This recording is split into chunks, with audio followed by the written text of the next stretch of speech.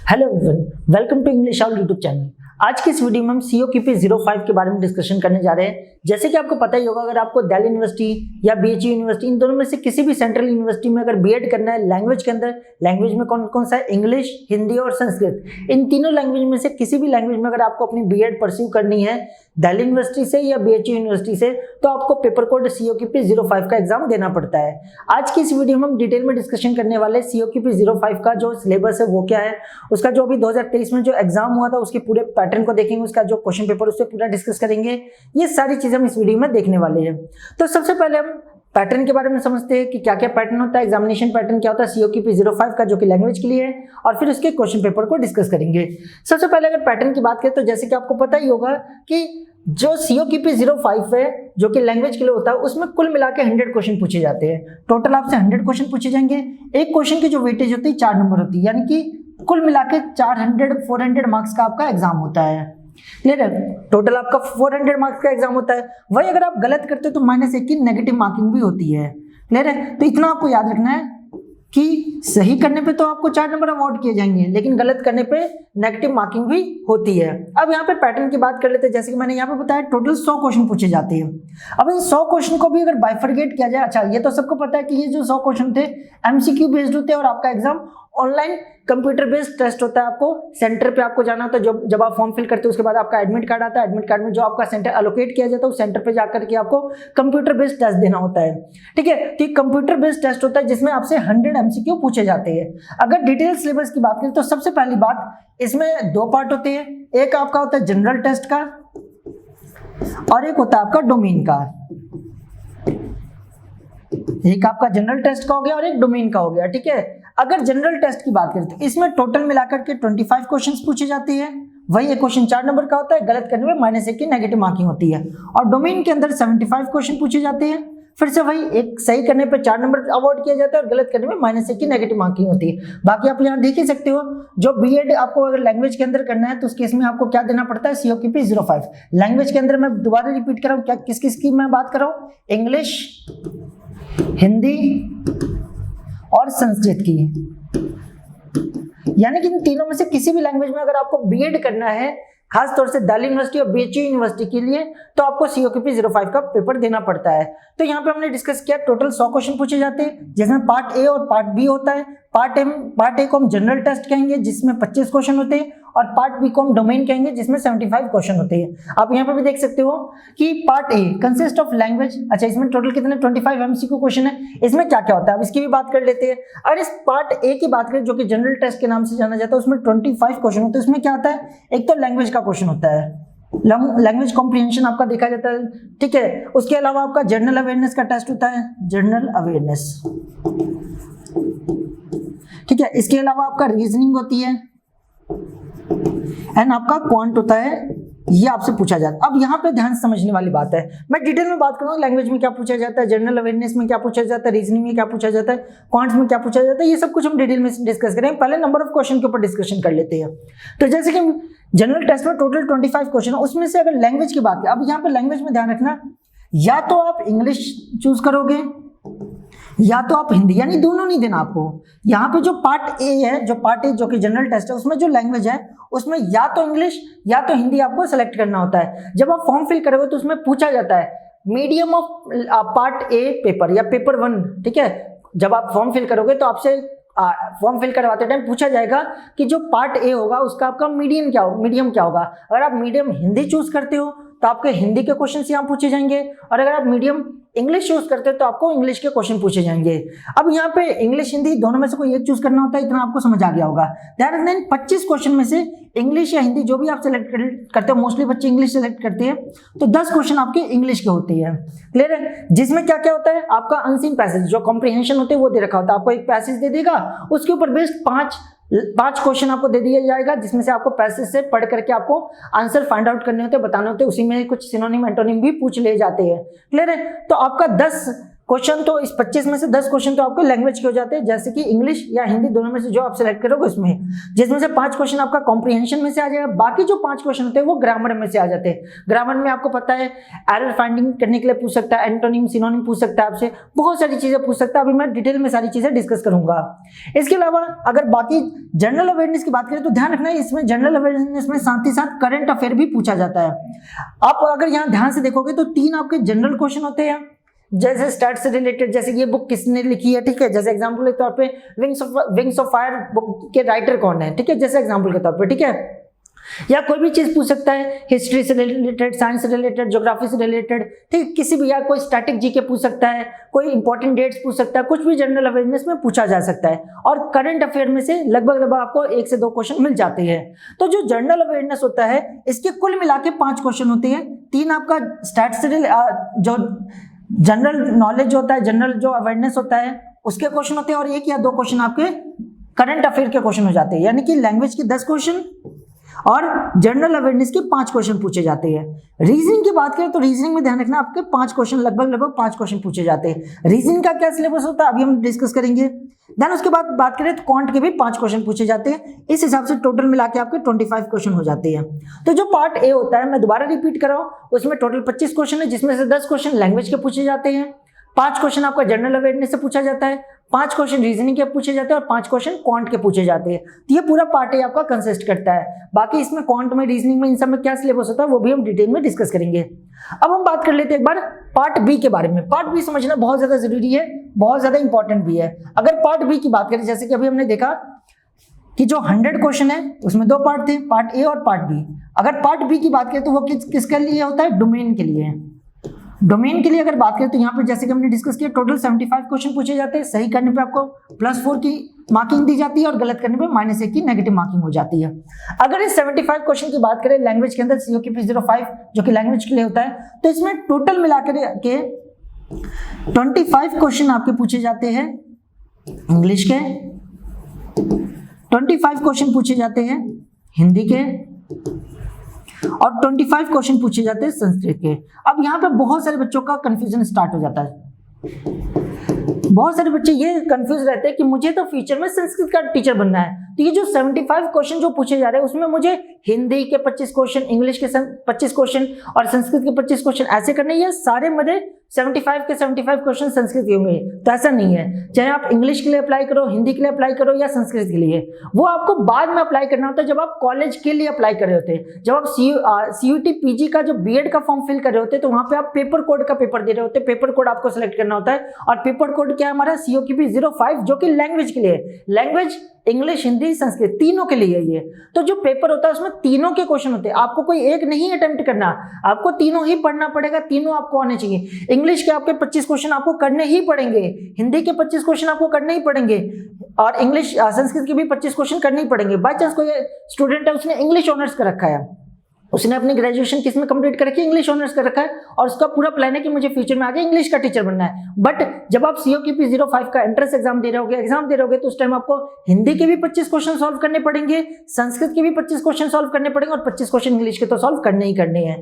तो ध्यान रखना, आप चाहे इंग्लिश के टीचर बनना चाहते हो, हिंदी के या संस्कृत के, आपको जो डोमेन के अंदर जो 75 क्वेश्चन अटेम्प्ट करने होते हैं उसमें तीनों ही लैंग्वेज आपको पढ़ना पड़ता है, तीनों ही लैंग्वेज का आपको एग्जाम देना पड़ता है, इंग्लिश का भी, हिंदी का भी, संस्कृत का भी। क्लियर है। अब यहाँ पे कुछ बच्चों का डाउट आ रहा होगा कि अगर हम यहाँ पे पैटर्न की बात करें पार्ट बी की, तो इसमें तो लिखा हुआ है कि 75 जो डोमेन स्पेसिफिक क्वेश्चन पूछे जाएंगे जिसमें इंग्लिश, हिंदी, संस्कृत और टीचिंग एप्टीट्यूड पूछा जाएगा। ठीक है, मैंने बोल दिया कि इंग्लिश के 25 क्वेश्चन पूछे जाएंगे, हिंदी के 25 क्वेश्चन पूछे जाएंगे, संस्कृत के 25 क्वेश्चन, यानी कि टोटल तो 75 यही हो गया। ठीक है, टीचिंग एप्टीट्यूड नहीं पूछी जाती है, बिल्कुल पूछी जाती है। ध्यान रखना, ये जो 75 क्वेश्चन है डोमेन के अंदर, इसमें टोटल 4 चीजें पूछी जाती है, हिंदी, इंग्लिश, संस्कृत और टीचिंग एप्टीट्यूड।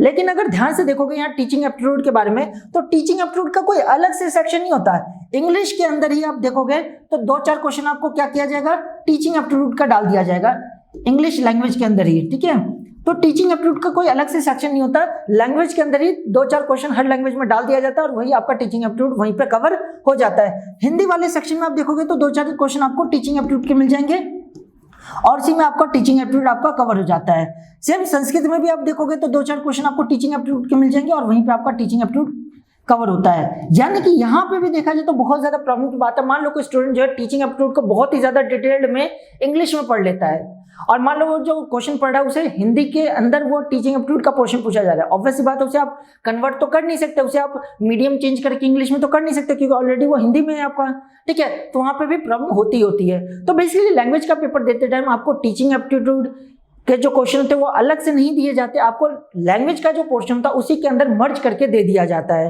क्लियर है? तो आपको ध्यान रखना, जब आप डोमेन की बात करेंगे तो टोटल आपको 4 सब्जेक्ट पढ़ने हैं, इंग्लिश, हिंदी, संस्कृत और टीचिंग एप्टीट्यूड। तो आई होप आपको पार्ट ए और पार्ट बी का जो सिलेबस है वो समझ आ जाएगा कि नंबर ऑफ क्वेश्चन किस पोर्शन से कितने पूछे जाते हैं। अब इसके डिटेल में बात करते हैं कि अलग अलग पोर्शन में क्या क्या टॉपिक पूछे जाते हैं। हिंदी के अंदर क्या पूछा जाता है, इंग्लिश के अंदर क्या पूछा जाता है, संस्कृत के अंदर क्या पूछा जाता है, टीचिंग एप्टीट्यूड का क्या सिलेबस है, या रीजनिंग का, क्वांट का, इन सब का क्या डिटेल सिलेबस। अब इसकी बात कर लेते हैं 1 by 1। तो अब हम बात करते हैं कि अलग अलग जो है उनके अंदर क्या क्या सिलेबस है, उनका क्या क्या पूछा जाता है। तो देखो, सबसे पहले अगर हम बात करें,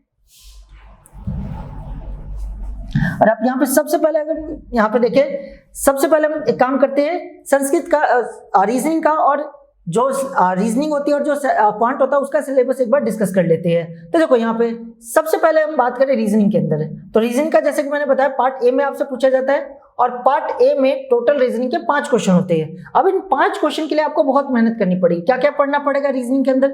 पजल पढ़ने पड़ेंगे, सिटिंग अरेंजमेंट, ब्लड रिलेशन के क्वेश्चन आते हैं, अभी क्वेश्चन देखोगे तो उसमें आपको मिल जाएंगे। सीरीज के क्वेश्चन आ जाएंगे, न्यूमेरिकल या अल्फाबेटिक, जैसे कि आपने देखा होगा, जैसे एग्जाम्पल के तौर पे ये 25 है, देन 49 है, ठीक है, देन आपका 81 दे दिया, ठीक है, और फिर पूछ लेगा बताओ यहाँ पे क्या आएगा। तो ये किसके हो जाएंगे? सीरीज के क्वेश्चन हो जाते हैं, आस्लॉग्स के क्वेश्चन हो जाते हैं, कोडिंग डिकोडिंग के क्वेश्चन आ जाते हैं, डायरेक्शन के क्वेश्चन, कैलेंडर से रिलेटेड, ऑड वन आउट, जैसे आपको 4 चीजें दे देंगे उसमें ऑड आपको फाइंड आउट करना होता है, रैंकिंग के क्वेश्चन होते हैं, एनालॉजी के क्वेश्चन होते हैं। यानी कुल मिला के आपके बहुत सारे पोर्शन पूछे जाते हैं अलग अलग सेक्शन में से रीजनिंग के। क्लियर है? ये मेन टॉपिक है जिसमें से क्वेश्चन पूछा जाता है, लेकिन सिर्फ यही टॉपिक नहीं है, मैं दोबारा क्लियर कर दूं, सिर्फ यही टॉपिक नहीं है, रीजनिंग के अंदर और भी बहुत सारी चीजें आती है, लेकिन मेन अगर एग्जाम पॉइंट ऑफ व्यू से बात करें तो मेन ये टॉपिक पूछे जाते हैं, क्योंकि आपको पता है ये सिर्फ 5 क्वेश्चन पूछे जाने हैं, ठीक है। उस 5 क्वेश्चन के लिए बहुत ज्यादा पढ़ना भी बेवकूफी होगी, ठीक है। फिर भी हमें मेन टॉपिक तो सारे कवर करने पड़ेंगे। तो रीजनिंग के अंदर अगर मेन टॉपिक की बात करें तो पजल के क्वेश्चन होते हैं, सिटिंग अरेंजमेंट के क्वेश्चन होते हैं, ब्लड रिलेशन के होते हैं, सीरीज के होते हैं, सिलोलिंग के होते हैं, coding decoding, direction, calendar, odd one out, ranking and analogy के क्वेश्चन होते हैं।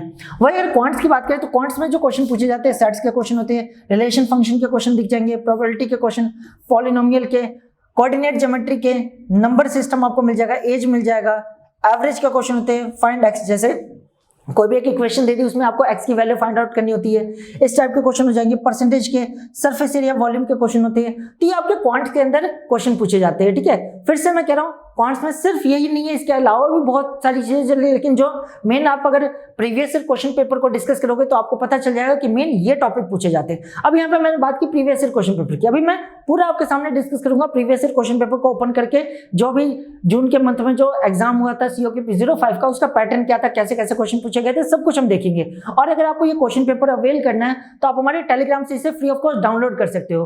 आपको पता ही होगा हमारा टेलीग्राम चैनल है, आपको डिस्क्रिप्शन में उसका लिंक दिख जाएगा। जस्ट आपको उस लिंक पे क्लिक करना, आप हमारे टेलीग्राम चैनल पे पहुंच जाओगे और आपको टेलीग्राम चैनल को ज्वाइन कर लेना। वहां पे आपको फ्री ऑफ कॉस्ट ये PDF के फॉर्म में प्रीवियस ईयर क्वेश्चन पेपर मिल जाएंगे। तो देखो, तो आई होप आपको समझ आ गया होगा कि रीजनिंग के अंदर, क्वांट्स के अंदर क्या क्या सेक्शन पूछे जाते हैं, क्या क्या इसका पैटर्न है। तो ये तो हो गया रीजनिंग और क्वांट के बारे में। अब बाकी चीजों की बात कर लेते हैं कि बाकी चीजों में क्या क्या पूछा जाता है। अगर बाकी चीजों की बात करें, जैसे कि अब हम बात कर लेते हैं इंग्लिश के अंदर क्या क्या पूछा जाता है, या पहले हम टीचिंग एप्टीट्यूड को देख लेते हैं।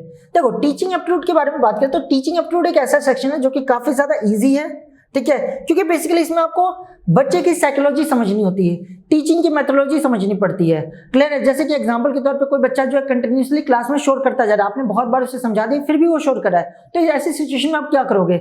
इस टाइप से क्वेश्चन होते हैं। यानी कि आपको साइकोलॉजी समझनी होती है, बच्चे की क्या साइकोलॉजी है, टीचिंग के टूल्स क्या क्या होते हैं, कौन कौन से हमें मेथोडोलॉजी यूज करना है, कौन कौन से टीचिंग एड्स होते हैं जिन्हें हम यूज करके और ज्यादा टीचिंग को इंटरेस्टिंग बना सकते हैं। इस टाइप के क्वेश्चन आते हैं। सबसे ज्यादा इजी पोर्शन आप कह सकते हो पूरे इस पैटर्न में, सबसे ज्यादा इजी पोर्शन। देखने में आपको लगेगा कि कितना वास्ट सिलेबस है, कितना बहुत कुछ है, लेकिन कुछ नहीं है, ये बहुत ही ज्यादा इजी होता है। तो टीचिंग एप्टीट्यूड के अंदर देखोगे तो एटीट्यूड टुवर्ड्स एजुकेशन पढ़ना होता है, attitude towards learner, attitude towards course, ठीक है, एजुकेशन, एक्सपेरिमेंट एंड प्रॉब्लम्स, ठीक है, लीडरशिप, ठीक है, professional commitment, social maturity, teachers qualification and quality, ठीक है, टीचिंग प्रोफेशन, ठीक है, ये सारे टॉपिक हमें पढ़ने होते हैं, ठीक है, आइडिया कम्युनिकेशन, ठीक है, बहुत सारी चीजें, जैसे कि अगर आप यहाँ देखोगे तो इंपॉर्टेंट इंस्टीट्यूशन के बारे में आपको पता होना चाहिए, स्कूल्स को कैसे एडमिनिस्ट्रेट किया जाता है, ये सारी चीजें पता होनी चाहिए।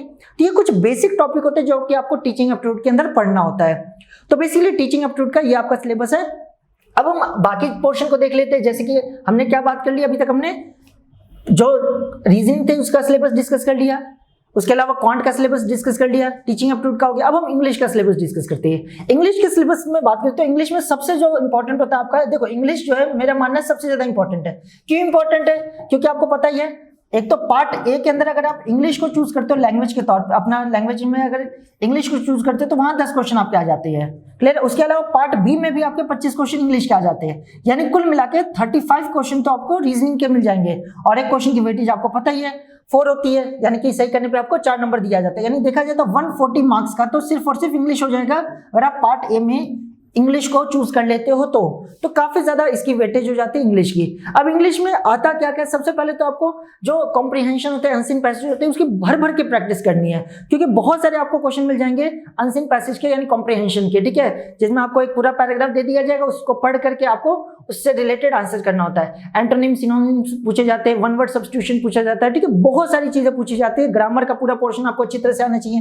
तो यहाँ पे अगर आप सिलेबस देखोगे तो पार्ट ऑफ स्पीच आपको आना चाहिए, स्पेल्ट वर्ड, स्पेलिंग जो वर्ड्स होती है, नरेशन आना चाहिए, वॉइस आना चाहिए, अरेंज द सेंटेंसेस के क्वेश्चन आते हैं, सेंटेंस स्ट्रक्चर के क्वेश्चन आते हैं, एंटोनिम सिनोनिम्स आते हैं, वन वर्ड सब्स्टिट्यूशन आता है, ठीक है, अनसीन पैसेज, यानी बहुत ज्यादा वास्ट सिलेबस है इसका। सब कुछ करना है आपको, कॉम्प्रिहेंशन के ऊपर भी ध्यान देना है और ग्रामेटिकल पोर्शन जो है उसके ऊपर भी बहुत ज्यादा फोकस करना है, तभी जाके के आप इंग्लिश में अच्छा स्कोर कर सकते हो, ठीक है। तो ये पूरा सिलेबस हमारा इंग्लिश का, कि इंग्लिश में क्या क्या चीजें पूछी जाती है। अब हम बात कर लेते हैं हिंदी के सिलेबस के बारे में, कि हिंदी में और संस्कृत में क्या पूछा जाता है। अगर हिंदी और संस्कृत के सिलेबस की बात करें तो दोनों का सिलेबस सेम ही है। फिर से वही चीज, हिंदी और इंग्लिश में दोनों में क्या है, पहले तो आपको अनसीन पैसेज यानी कि जो कॉम्प्रिहेंशन होता है, गद्यांश जिसे कहते हैं, वो आपको अच्छी तरह से आना चाहिए। आपको उसको प्रैक्टिस करनी कि पढ़ करके आप उसको आंसर कर सको।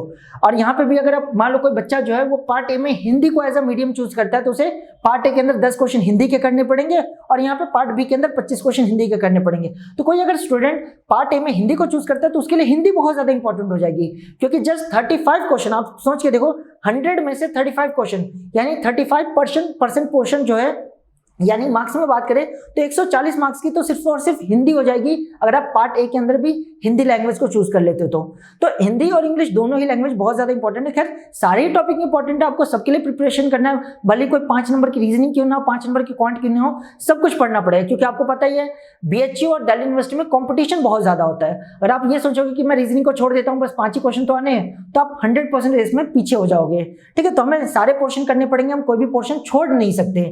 तो अगर यहाँ पे अगर हम हिंदी के सिलेबस की बात करें, ध्यान रखना ये हिंदी और संस्कृत दोनों का सिलेबस सेम ही है, ठीक है, दोनों का सिलेबस सेम है, ठीक है। इसमें भी आपको गद्यांश पूछे जाते हैं, अनसीन जो पैसेज होता है वो होता है, आपको पैसेज दे दिया जाएगा, उसे पढ़ करके आपको अलग अलग उससे रिलेटेड आंसर्स करने होते हैं। इसके अलावा ग्रामर के पोर्शन पूछे जाते हैं, वर्णमाला पूछा जाता है, संधि पूछा जाता है, समास पूछा जाता है, रस पूछा जाता है, छंद, अलंकार, विलोम शब्द, पर्यायवाची शब्द, पुस्तक तथा लेखक पूछे जाते हैं। ये बहुत इंपॉर्टेंट क्वेश्चन है, बहुत सारे क्वेश्चन आपको इससे मिल जाएंगे पुस्तक तथा लेखक के, कि इस पुस्तक के कौन लेखक है, ठीक है, हिंदी के अलग अलग पुस्तकें हैं, उसके कौन कौन से राइटर है, लेखक कौन है। इसके अलावा आपको मुहावरे और लोकोक्तियां मिल जाएगी, यानी कि ये सारा पोर्शन आपका हिंदी में पूछा जाता है और सेम यही पोर्शन आपका संस्कृत में भी पूछा जाता है, बस वो संस्कृत लैंग्वेज के अंदर होता है। तो आई होप आपको समझ आ गया होगा कि जो ये पैटर्न है संस्कृत का और हिंदी का वो कैसा होता है। बाकी मैंने इंग्लिश का सिलेबस और बाकी चीजों का सिलेबस हमने डिस्कस कर लिया है। तो ये पूरा आपका पैटर्न होता है सीओक्यूपी 05 का। अब ये पैटर्न आया कहां से, मैंने कैसे आपको बताया, सिंपल सी बात है, तो जो 2023 में जो प्रोस्पेक्टस आया था उसमें पूरा सिलेबस ये पूरा डिस्कस किया गया था, प्लस पूरा प्रीवियस ईयर क्वेश्चन पेपर को आप एनालाइज करोगे सीओक्यूपी 05 का जो 2023 के अंदर हुआ था जून के मंथ में, उसे आप पूरा एनालाइज करोगे तो आप पाओगे सेम ही तो पैटर्न है। एक बार हम पेपर जो लास्ट ईयर पेपर हुआ था उसे एक बार डिस्कस कर लेते हैं। तो अगर आप देखोगे तो ये हमारा क्वेश्चन पेपर है जो कि 2023 में कंडक्ट कराया गया था एनटीए द्वारा सीओक्यूपी 05 के लिए।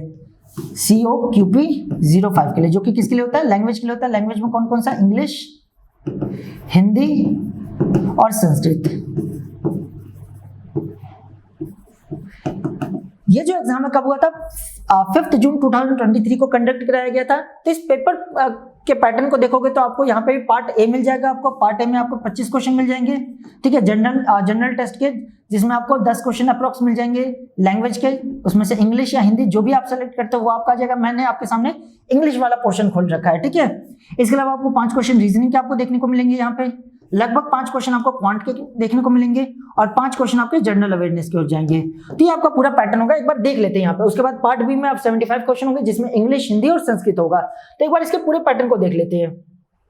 आप यहाँ पे देखोगे तो स्टार्टिंग में ही आपको दिख जाएगा अनसीन पैसेज, जो कॉम्प्रिहेंशन होता है। इस पूरे कॉम्प्रिहेंशन को पढ़ना है, देन इससे एसोसिएटेड जो क्वेश्चंस है उनके आंसर देने। अब देख सकते हो पूरा पेपर एमसीक्यू पैटर्न पे होता है। आपको जो भी पैराग्राफ पढ़ा है उसके ऊपर बेस्ड इन क्वेश्चंस का आंसर करना होता है। अब देख सकते हो जो कॉम्प्रिहेंशन आता है उसके ऊपर बेस्ड टोटल 5 क्वेश्चन पूछे जाते हैं। आप यहाँ पे देख सकते हो टोटल 5 क्वेश्चन उससे रिलेटेड, जिसमें बहुत सारी चीजें जैसे एंटोनिम, सिनोनिम भी पूछ लिया जाता है, अलग अलग चीजें पूछ ली जाती है। इसके अलावा अगर आप देखोगे तो ग्रामर का पोर्शन होता है। अच्छा, ये जो क्वेश्चन है वो रिपीट होता है। जो क्वेश्चन पेपर में आप देखोगे ना तो एक क्वेश्चन को 2 बार प्रिंट किया होता है। अब इसके पीछे रीजन क्या वो तो मुझे नहीं पता, लेकिन एनटीए के जितने भी क्वेश्चन पेपर आप देखोगे एक क्वेश्चन को 2 बार प्रिंट किया जाता है। तो आप इसी चीज को दोबारा रिपीट होते हुए देखोगे तो ये घबराने नहीं कि 2 पैसेज, यानी पैसेज एक ही है, बस उसे 2 बार रिपीट किया जाता है इसमें।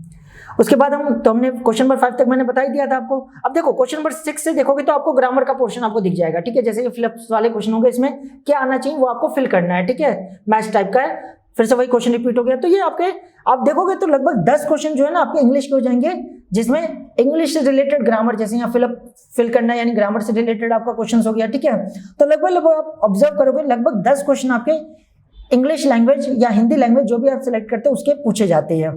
देन उसके बाद अगला पोर्शन आप थोड़ा सा नीचे स्क्रॉल डाउन करोगे तो आपको नीचे अगला पोर्शन दिख जाएगा क्वेश्चन नंबर 10 के बाद से 11 से। जैसे ये 11th क्वेश्चन देख सकते हो, यहाँ पे क्या है, क्वांट का क्वेश्चन पूछा गया, मैथ्स का क्वेश्चन पूछा गया है। A certain sum fetches simple interest of 3200 at the rate of 6.25% per annum in 4 year, what is the sum? तो बताना सम, यानी कि सिंपल इंटरेस्ट का आपका क्वेश्चन हो गया, ठीक है। तो ये आपका क्वांट का क्वेश्चन आ गया। तो ऐसे आप देखोगे तो लगभग 4 से 5 क्वेश्चन, अप्रॉक्स 5 क्वेश्चन होते हैं आपके क्वांट के। जैसे यहाँ पे देख सकते हो आपका a candidate who got 20% marks failed by 10 marks, ठीक है। तो आपका ये क्वांट का क्वेश्चन हो गया, जिसमें परसेंटेज से रिलेटेड आपसे क्वेश्चन पूछे जा रहे हैं। क्लियर है? उसके बाद और भी नीचे देखोगे तो ये फ्रैक्शन से रिलेटेड क्वेश्चन पूछा जा रहा है, ठीक है। स्पीड एंड टाइम से रिलेटेड क्वेश्चन है ये। तो क्वांट के आपको लगभग 5 क्वेश्चन मिल जाएंगे। उसके बाद ये देखो हमें सिंप्लीफाई करने का क्वेश्चन आ गया क्वांट के अंदर। उसके बाद और अगर नीचे स्क्रॉल डाउन करें तो ये देख सकते हो एरिया वॉल्यूम सरफेस वाला जो मैंने बताया था उसका क्वेश्चन आ गया। तो ये जो मैंने टॉपिक बताया था ना अभी आपको पीछे, वो बहुत ज्यादा इंपॉर्टेंट है। आपको सारे टॉपिक को अच्छी तरह से प्रिपेयर करना है, तभी आप इसमें अच्छा स्कोर कर पाओगे। तो लगभग 5 क्वेश्चन आपके थे क्वांट के। उसके बाद हमारा रीजनिंग का पोर्शन स्टार्ट हो गया। ये देख सकते हो रीजनिंग का क्वेश्चन आ गया, एनालॉजी का। देन उसके बाद आप और ज्यादा नीचे जाओगे तो इसके बाद आपको रीजनिंग के और लगभग 5 क्वेश्चन और दिख जाएंगे। जैसे कि यहाँ पे देखो ये ब्लड रिलेशन का क्वेश्चन हो गया कि pointing to a photograph a man tell his friend, मतलब फोटो की तरफ इशारा करते हुए अमन बता रहा है कि ये मेरी ग्रैंड डॉटर है ऐसे। तो ये ब्लड रिलेशन के क्वेश्चन होते हैं जिसमें आपको ब्लड रिलेशन फाइंड आउट करना होता है। तो ये रीजनिंग के क्वेश्चन आ गए। तो ध्यान रखना जो मैंने आपको टॉपिक अभी पीछे बताया वो बहुत ही ज्यादा इंपॉर्टेंट है। देखो वो जो टॉपिक बताया वो सिर्फ उतने ही टॉपिक नहीं, और भी कुछ क्वेश्चन आ जाते हैं, लेकिन मेन वही टॉपिक। अगर आप वो टॉपिक कर लोगे तो कह सकता हूं मैं कि 5 में से 4 क्वेश्चन तो 100% उसी में से आ जाएगा। हो सकता है एक आधा क्वेश्चन कहीं दूसरी टॉपिक से आ जाए, लेकिन मेन वही टॉपिक है जो मैंने अभी आपके साथ पीछे डिस्कस किया। तो वो टॉपिक करना बहुत ज्यादा जरूरी हो जाता है। जैसे ये देखो नंबर सिस्टम का क्वेश्चन है कि ये यहाँ पे जो मिसिंग वैल्यू है ये क्या है, इसमें से आपको फाइंड आउट करना है। तो ये रीजनिंग के क्वेश्चन हो गए। तो आप देखोगे तो रीजनिंग के लगभग 5 क्वेश्चन आपको दिख जाएंगे, ठीक है। उसके बाद आपका स्टार्ट हो जाता है जो अवेयरनेस के क्वेश्चन है वो स्टार्ट हो जाते हैं, ठीक है। जनरल अवेयरनेस के क्वेश्चन स्टार्ट हो जाते हैं 21 से, ठीक है। जैसे यहाँ देखो जनरल अवेयरनेस के क्वेश्चन स्टार्ट हो गए, ठीक है, क्लियर। जिसमें आपको यहाँ मैच करना है कि कौन सा करेक्ट पेयर होगा। ये जनरल अवेयरनेस से रिलेटेड क्वेश्चंस हो गए, जिसमें आपको हिस्ट्री से रिलेटेड, पॉलिटी से रिलेटेड, साइंस से रिलेटेड, करंट अफेयर से रिलेटेड, ठीक है। जैसे यहाँ डेट से related, date of launching of satellite Aryabhata is, Aryabhata जो सैटेलाइट है उसे कब लॉन्च किया था, जनरल अवेयरनेस का क्वेश्चन है, आपको आना चाहिए, ठीक है। तो ये कुछ क्वेश्चन है जो कि आपके पूछे जाते हैं। आप देखोगे तो जनरल अवेयरनेस के भी 5 क्वेश्चन होंगे और इस हिसाब से टोटल 25 क्वेश्चन आपके बन जाते हैं पार्ट ए के अंदर। तो जैसे कि मैंने आपके साथ पीछे डिस्कस किया था सेम वही देख सकते हो, यहाँ पे डेट्स पूछा गया है, पासपोर्ट सेवा दिवस is celebrated on which day? जो पासपोर्ट सेवा दिवस जो है वो कब सेलिब्रेट किया जाता है? तो डेट से रिलेटेड क्वेश्चंस बहुत ज्यादा इंपॉर्टेंट होते हैं, बहुत ज्यादा एग्जाम में पूछे जाते हैं। तो ये जो टोटल 5 क्वेश्चन है, सॉरी 25 जो क्वेश्चन है जनरल टेस्ट के, वो आपके देख सकते हो आपके लैंग्वेज से रिलेटेड 10 क्वेश्चन आपके थे, 5 क्वेश्चन रीजनिंग के थे, 5 क्वेश्चन क्वांट के थे और 5 क्वेश्चन जनरल अवेयरनेस के थे। अब हम बात कर लेते हैं पार्ट बी के बारे में। पार्ट बी किसका है? डोमेन का। डोमेन में क्या क्या पूछा जाता है? टीचिंग एप्टीट्यूड पूछा जाता है, इंग्लिश पूछा जाता है, हिंदी पूछा जाता है और संस्कृत पूछा जाता है। और मैंने साफ साफ पीछे आपको बता दिया, टीचिंग एप्टीट्यूड अलग से कोई नहीं पूछा जाता है, हिंदी के अंदर ही या इंग्लिश के, हिंदी इंग्लिश और संस्कृत इन्हीं के अंदर मर्ज करके आपसे पूछ लिया जाता है। तो आपको कहीं टीचिंग एप्टीट्यूड का अलग से सेक्शन नहीं दिखेगा, आपको 25 क्वेश्चन लाइन से इंग्लिश के दिख जाएंगे, देन 25 क्वेश्चन लाइन से हिंदी के दिख जाएंगे, देन लास्ट में 25 क्वेश्चन संस्कृत के दिख जाएंगे। हाँ, उसी में कहीं ना कहीं बीच में मर्ज होता है टीचिंग एप्टीट्यूड के 2-4 क्वेश्चन, ठीक है। तो आपको टीचिंग एप्टीट्यूड भी बहुत ध्यान से पढ़ना पड़ता है। तो आप यहाँ पे देखोगे तो 26 से क्वेश्चन स्टार्ट हो रहा है, 26 से अब सबसे पहले हमारे हिंदी का पोर्शन स्टार्ट हुआ है। तो यहाँ से 26 से लेकर के 26 से लेकर के 50 तक आप ऑब्जर्व करोगे, सिर्फ और सिर्फ किसके क्वेश्चन होंगे? हिंदी से रिलेटेड क्वेश्चन होंगे, हिंदी ग्रामर से रिलेटेड, हिंदी से रिलेटेड जो बुक्स है उसके राइटर के नाम पूछ लेंगे। तो इस टाइप से क्वेश्चन पूछे जाते हैं। अनसीन पैसेज पूछ लिया जाएगा, गद्यांश दे दिया जाएगा छोटा सा, उसे पढ़ के आपको आंसर देना होता है। तो आप ये पूरा आप स्क्रॉल डाउन करोगे तो 26 से लेकर के 50 यानी कुल मिलाकर 25 क्वेश्चन आपको हिंदी के मिल जाएंगे। आप पूरा ये देख सकते हो स्क्रॉल डाउन करते करते। जैसे ये देखो यहाँ जब मैं पीछे कह रहा था कि राइटर के नाम पूछे जाते, पुस्तक और लेखक, जैसे गोदान किसने लिखा है तो आपको इसमें सेलेक्ट करना है। आपका बंटी किसने लिखा है, ठीक है, मानस का हंस, ठीक है, शेखर एक जीवनी, ठीक है। तो इसके राइटर कौन है आपको यहाँ से पता करना पड़ेगा। तो जब आपने याद किया होगा तभी तो आंसर कर पाओगे। तो पुस्तक एवं लेखन मैंने आपको पता ही होगा एक टॉपिक लिखा था, बहुत इंपॉर्टेंट टॉपिक है, एग्जाम में पूछा जाता है। तो पुस्तक और लेखक के बारे में आपको पता होना बहुत ज्यादा जरूरी है। तो ये पूरा पैटर्न आपको मैं बार बार कह रहा हूँ, कुल मिला के 25 क्वेश्चन आपको हिंदी के मिल जाएंगे। थोड़ा सा जल्दी स्क्रॉल कर लेते ताकि हम अगले पोर्शन पे पहुंच सके। तो आप ये देख सकते हो पूरा हिंदी का पोर्शन है 50 तक, 26 से लेकर के 50 तक आप देखोगे तो पूरा आपको हिंदी का पोर्शन मिल जाएगा। देखो मैं दोबारा रिपीट कर रहा हूँ, ये पूरी पीडीएफ आपको हमारे टेलीग्राम चैनल पे मिल जाएगी, वहां से आप डाउनलोड कर सकते हो। और हमारे टेलीग्राम चैनल का लिंक जो है डिस्क्रिप्शन में दे रखा है, आप उसे जरूर ज्वाइन कर लो। ऐसी वैल्यूएबल पीडीएफ इन्फॉर्मेशन जो भी नोटिफिकेशन आती है आपको टाइम टू टाइम वहां पे मिल जाएगी। क्योंकि वीडियो के तौर पर चीजों को अपलोड करने में टाइम लग जाता है, लेकिन पीडीएफ को हम जल्दी अपलोड कर सकते हैं। तो अगर आप हमारे टेलीग्राम चैनल को ज्वाइन कर लोगे ना, तो आपको जो वैल्यूएबल इन्फॉर्मेशन है, अलग अलग नोटिफिकेशन है, बहुत जल्दी रिसीव हो जाएगी। तो आप सबसे रिक्वेस्ट है कि डिस्क्रिप्शन में जो टेलीग्राम चैनल का लिंक दे रखा है उसे जरूर ज्वाइन कर लो। तो यहाँ से देख सकते हो टोटल 50 क्वेश्चन तक हमारा क्या हो गया, हिंदी का पोर्शन हो गया। ये पूरा हमारा हिंदी का पोर्शन हो गया। उसके बाद आप देखोगे तो हमारा इंग्लिश का पोर्शन स्टार्ट हो जाता है 51 क्वेश्चन से। यहाँ से आप देख सकते हो, यहाँ से 51 से हमारा इंग्लिश का सेक्शन स्टार्ट हो चुका है। देख सकते हैं एक छोटा सा अनसीन पैसेज दे दिया गया है, उसके ऊपर बेस्ड यहाँ क्वेश्चन आ गए आपके, ठीक है। इसके ऊपर लगभग 4 से 5 क्वेश्चन आपको अनसीन पैसेज के ऊपर मिल जाएंगे। उसके बाद ग्रामर से रिलेटेड क्वेश्चन होंगे। तो आप देखोगे 51 से लेकर के 75 तक, 51 से लेकर 75 तक यानी कुल मिला के 25 क्वेश्चन जो है आपके इंग्लिश को हो जाएंगे। इसी में अगर आप बीच में ढूंढने बैठोगे तो आपको टीचिंग एप्टीट्यूड के भी 1-2 क्वेश्चन मिल जाएंगे, ठीक है। तो बेसिकली टीचिंग एप्टीट्यूड में बार बार कह रहा हूँ कोई अलग से नहीं पूछा जाता। तो इसे जल्दी से स्क्रॉल कर लेते ताकि मैं आपको संस्कृत का भी पोर्शन दिखा सकूं। तो ये 61 हो गया, ठीक है। से 75 तक आप देखोगे ना तो आपको इंग्लिश का सेक्शन मिलेगा 51 से लेके 75 तक। तो हमारा कुछ ये हमारा 72 हो गया। थोड़ा सा और नीचे स्क्रॉल डाउन करना, उसके बाद आपको 75 नंबर पे आपको 76 क्वेश्चन से आपको संस्कृत का पोर्शन मिल जाएगा। तो 75 तक आप देख सकते हो इंग्लिश का पोर्शन हमारा खत्म हो जाता है यहाँ पे। एंड देन यहाँ पे आप देखोगे तो संस्कृत का पोर्शन स्टार्ट हो जाता है यहाँ से। तो हमारे संस्कृत के बाकी 25 क्वेश्चन होते हैं। 76 से लेकर के 100 तक आपके संस्कृत का क्वेश्चन चलेंगे। तो ये पूरा पैटर्न होता है, जैसे मैंने आपके साथ डिस्कस किया ही, ये टोटल पैटर्न होता है जिसमें पार्ट बी के अंदर आपके टोटल 100 क्वेश्चन, पार्ट बी के अंदर टोटल 75 क्वेश्चन है, जिसमें आपके 25 क्वेश्चन आप देख सकते हो। 25 क्वेश्चन जो थे हिंदी के थे, सबसे पहले आपने ऑब्जर्व किया होगा शायद 26 क्वेश्चन नंबर से लेकर के 50 क्वेश्चन नंबर तक आपका हिंदी चली थी।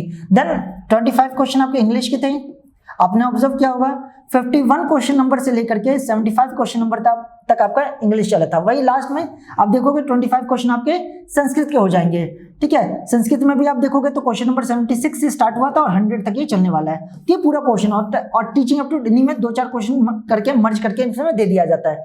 तो ये पूरा पैटर्न आपका COKP 05 का, जो कि लैंग्वेज के लिए होता है। आई होप आपको समझ आ गया होगा कि COKP 05 का अगर आपको प्रिपरेशन प्रिपरेशन करना है तो उसका पैटर्न क्या है, उसमें क्या क्या टॉपिक पूछे जाते हैं, क्या क्या इंपॉर्टेंट टॉपिक। मैंने जो इंपॉर्टेंट टॉपिक बताया उसे मैंने वेरीफाई करके भी बता दिया कि हाँ मोस्टली यही टॉपिक आपके एग्जाम में पूछे जाते हैं।